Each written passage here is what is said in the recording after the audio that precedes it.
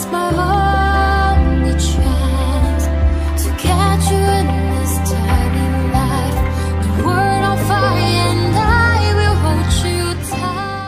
semua, apa kabar? Semoga sehat-sehat selalu ya guys. Di sini kita akan membahas alur cerita manhwa manga.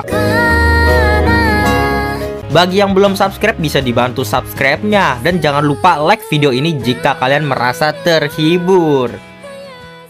Aku juga ingin mengucapkan terima kasih untuk yang sudah join atau gabung ke membership channel ini. Walaupun hanya 5.000 sebulan, tetapi sangat membantu perkembangan channel ini yang sering terkena dolar kuning. Dan jika ada yang mau mengapresiasi lebih ke channel ini, kalian bisa sawer. Link sawernya ada di deskripsi. Terima kasih banyak. Kali ini kita akan melanjutkan komik yang berjudul Gamer Go to Isekai. Oh iya, aku juga sudah membuatkan playlist untuk komik ini. Jadi jika kamu belum menonton part sebelumnya atau kamu mencari lanjutan dari part ini, kamu bisa cek playlist di deskripsi. Terima kasih. Di part sebelumnya terlihat bahwa Liu Feng sudah mengalahkan pangeran kedua. Pangeran pertama pun dikalahkan juga, dan pangeran kedua sudah ditangkap. Sekarang kita langsung masuk ke part selanjutnya. Di part selanjutnya terlihat di pelabuhan kota Xiang. Liu Feng di sana pulang ke kota Xiang. Akhirnya aku kembali. Lalu para militer Liu Feng pun menghampirinya. Tuan, menjaga pertahanan sudah berakhir. Tugas kita berakhir. Kerja bagus ya. Niusan, kali ini kalian akan memimpin pasukan yang baru ya. Nanti ada rekrutan pasukan baru, kamu yang memimpin kali ini. Oh baik tuan, aku akan mematuhi perintah yang mulia. Lalu terlihat Liu Feng di sana melihat kapal uapnya. Baiklah.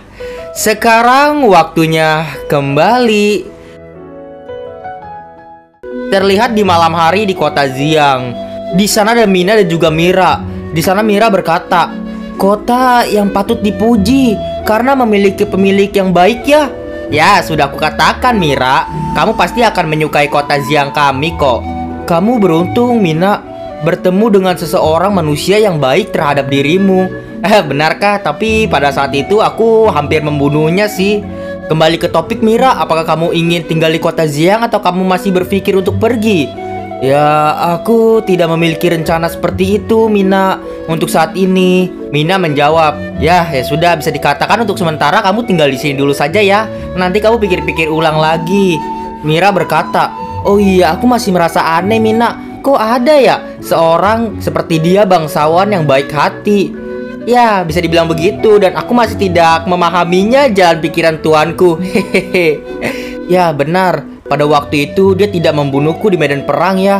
Tetapi sepertinya aku harus membalas kebaikan ini. Dan untuk sementara waktu ini aku akan tinggal di kota ini deh.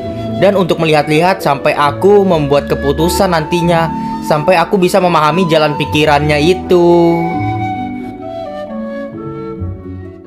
Perekrutan tentara. Di bawah perintah Liu Feng, Niuda merekrut tentara lagi. Kali ini jumlah yang direkrut sebanyak 5.000 tentara.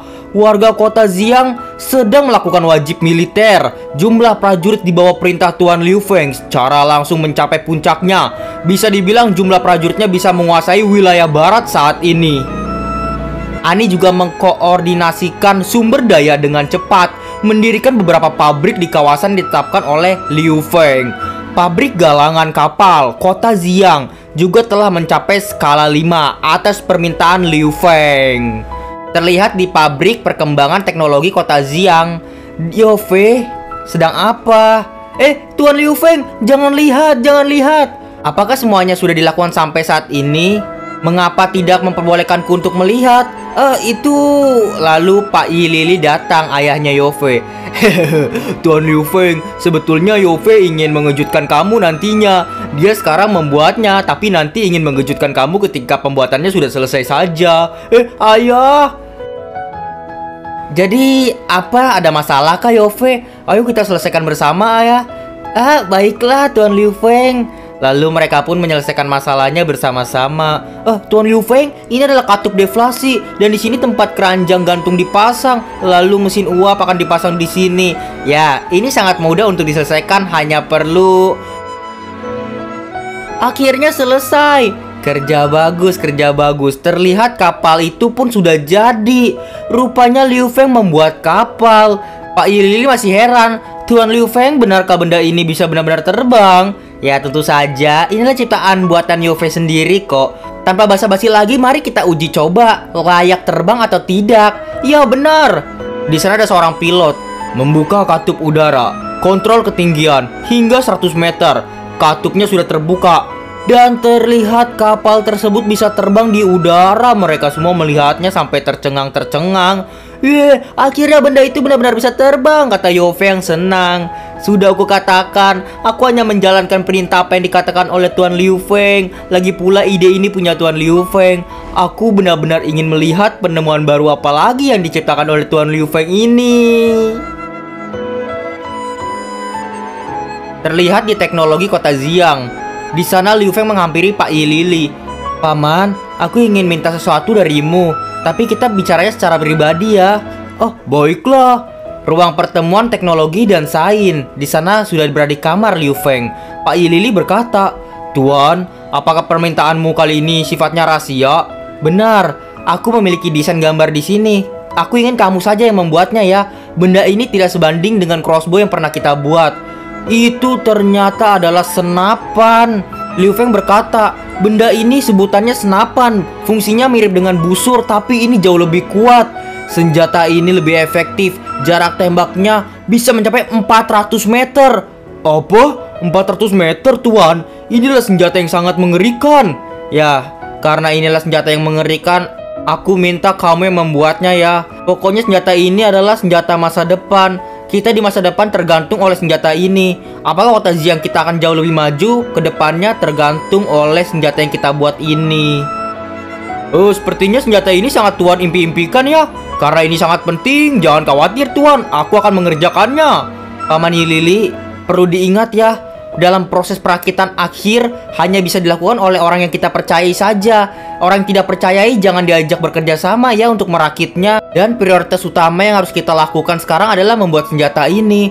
Karena dengan adanya senjata ini di masa depan benar-benar menyebabkan kematian yang banyak. Aku tidak ingin senjata ini dibuat oleh Yove.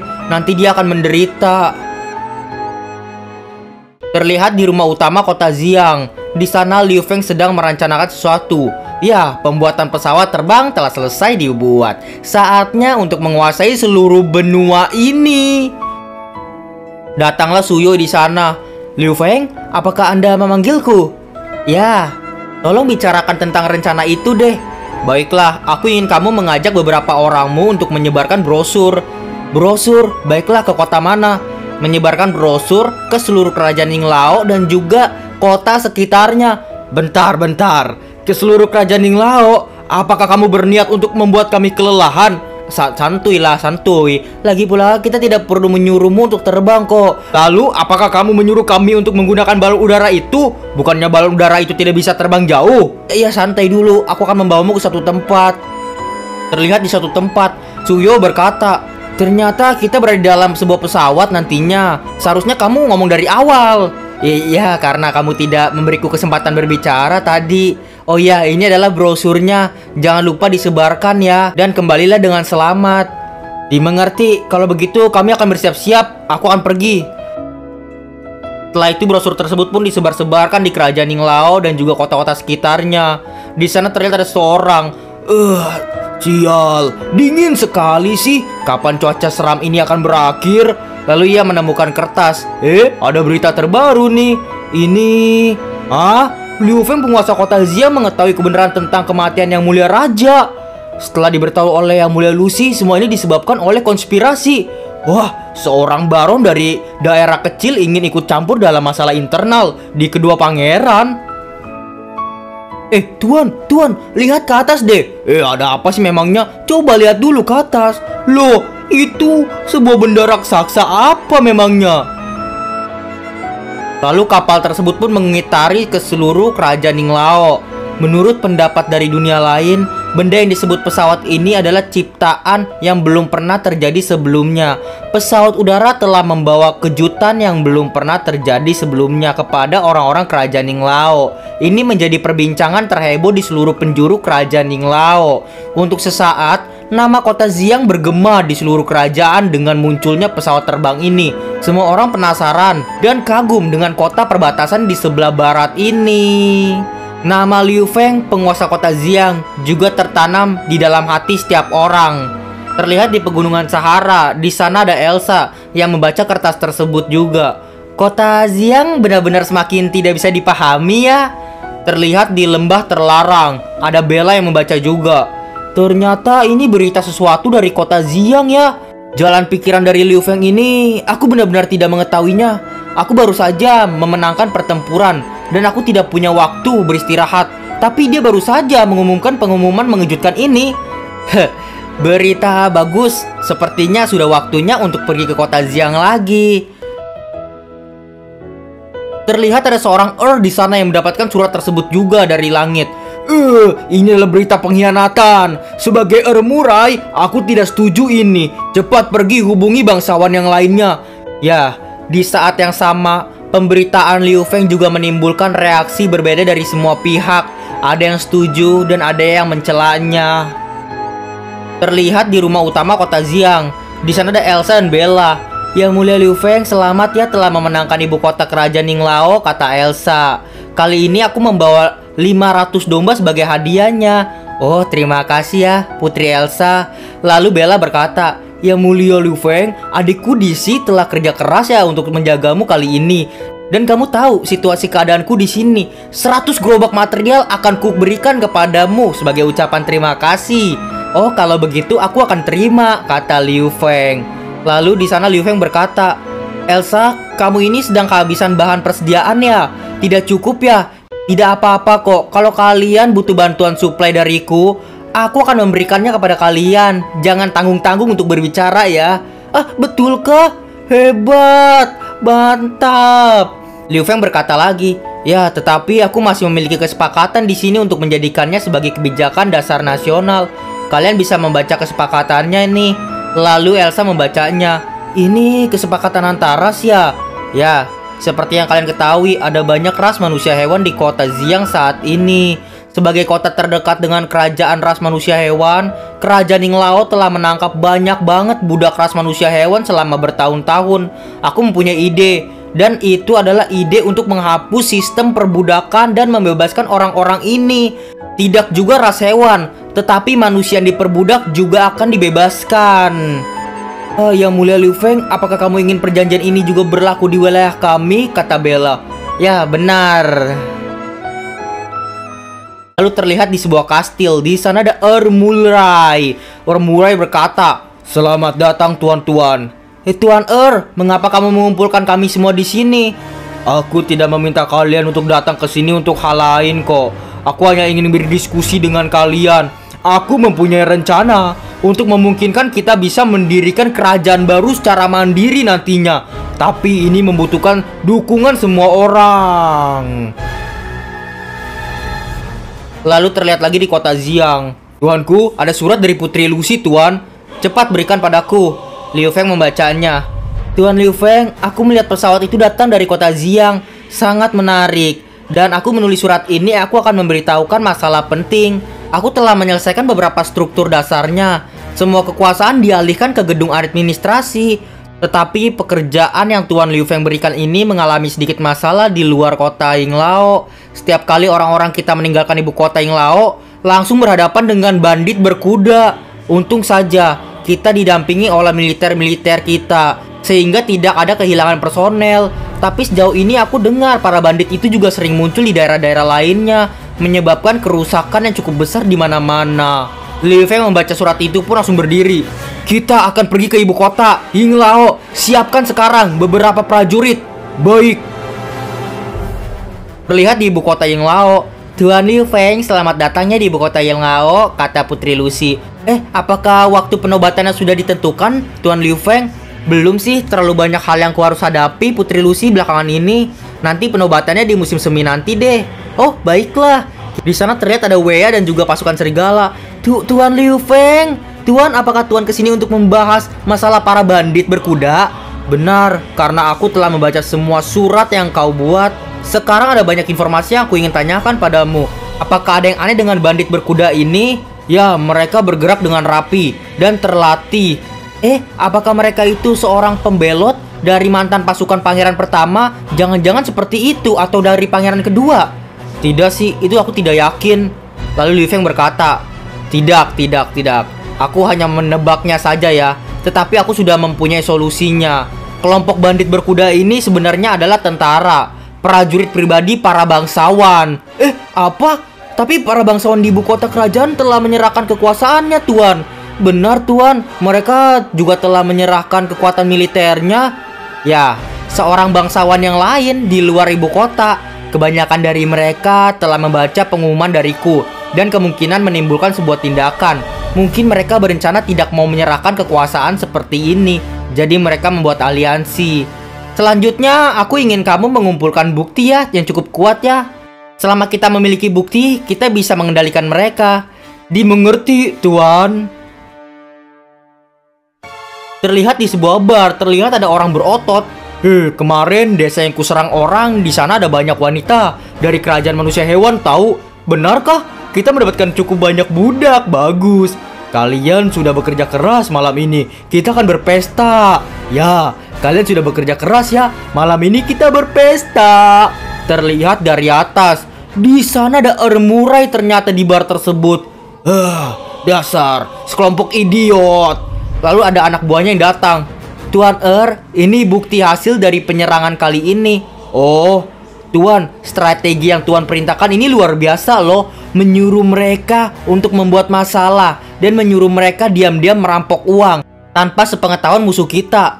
Ya, sepertinya orang-orang ini cukup berguna juga ya. Tapi ini hanya permulaan saja. Kita akan membuat bocah Liu Feng itu untuk membayarnya. Pekerjaan kali ini membuatku bersemangat. Terlihat di kerajaan Ninglao. Tuan, rupanya kamu di sini ya? Iya nih, jarang-jarang ada kapal yang berhenti di sini. Tentu saja aku tidak mau ketinggalan, bisa liburan. Terima kasih telah datang. Kali ini kapal mewah kami akan melayani kalian semua. Kami harap Anda semua memiliki pengalaman berlayar yang sempurna. Terlihat di suatu ruangan. Penyiapan radio bekerja dengan baik, Tuan. Ternyata kapal tersebut didesain oleh Liu Feng dan kapal itu kapalnya Liu Feng. Putri Lucy berkata, Tuan Liu Feng, sebetulnya kapal apa sih ini? Ya, kapal ini disebut sebagai kapal mewah berjudi. Bandit-bandit berkuda itu dapat membuat kekacauan di seluruh negeri. Pasti mereka akan mendiskusikan dulu apa rencana mereka ke depannya. Dan jika kita menyediakan tempat berkumpulnya para bangsawan ini, di mana mereka dapat berdiskusi satu sama lain dan memiliki alasan untuk bertemu, nanti pada akhirnya kita bisa mengetahui rencana mereka di sini. Jadi ini bisa dibilang sebagai jebakan dibuat untuk mereka ya, Tuan? Benar, kita dapat mengetahui rencana mereka dari sini karena kita menyediakan tempat pertemuan mereka. Terlihat di kapal itu di malam harinya. Di sana anak buahnya Liu Feng berkata, Tuan Liu Feng, ada sebuah kabar penting ini.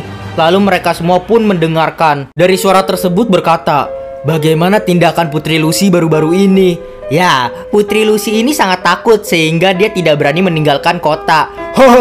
Pilihan kita memilih Tuan Ermurai adalah pilihan yang tepat. Dia membuat para pengawalnya untuk berpura-pura menjadi bandit berkuda ya, dan akhirnya menakuti Putri Lucy. Pokoknya terus lakukan hal seperti itu. Hati-hati jangan sampai masalah ini bocor. Jangan khawatir, tidak ada yang mengetahui rencana kita. Tuan Ermurai memintaku untuk bertanya, apakah ada tujuan bagus baru-baru ini? Tuanku pernah berkata, bukan? Kita harus cepat. Kita harus memulai rencana ini dengan cepat. Ya, tenang saja. Kita akan mencuri dari karavan Tuan Liu Feng nanti. Karavan Tuan Liu Feng? Sepertinya ide bagus ya. Ya, konon katanya karavan milik Tuan Liu Feng ini akan digunakan untuk membangun kota yang baru dan ada banyak makanan dan pakaian yang disuplai di sana. Oh gitu. Selama kita bisa mencuri isi karavan itu, kita tidak perlu khawatir lagi untuk masalah persediaan makanan nantinya. Dan ibu kota akan segera jatuh di tangan kita ya. Kalau begitu, aku akan menyampaikan kabar ini kepada Ermurai secepatnya. Lalu terlihat Liu Feng mendengarkan hal itu sampai habis. Fija berkata, Tuan, mereka sudah pergi. Ya, aku tahu. Tuan, apakah yang kita tunggu? Cepat tangkap mereka dengan cepat. Belum waktunya, Fija, karena kita akan membasmi mereka hingga ke akar-akarnya. Tapi by the way, siapa Ermurai itu? Putri Lucy menjawab, Dia seorang dari timur, Tuan, yang cukup berpengaruh di sana.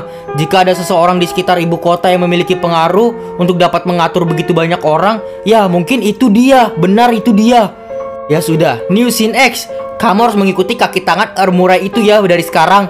Baik, Tuan. Terlihat di sana kaki tangan atau prajurit dari Murai tersebut pun meninggalkan kapal Liu Feng. Di sana pasukan skuad serigala sudah memantaunya. Dan itulah part kali ini. Terima kasih teman-teman yang sudah menonton dari part 1 hingga sekarang. Dadah semuanya, kita lanjut di part selanjutnya. Terima kasih bagi kalian yang telah menonton video ini dan juga terus mensupport channel ini. Terima kasih banyak. Bye-bye semuanya.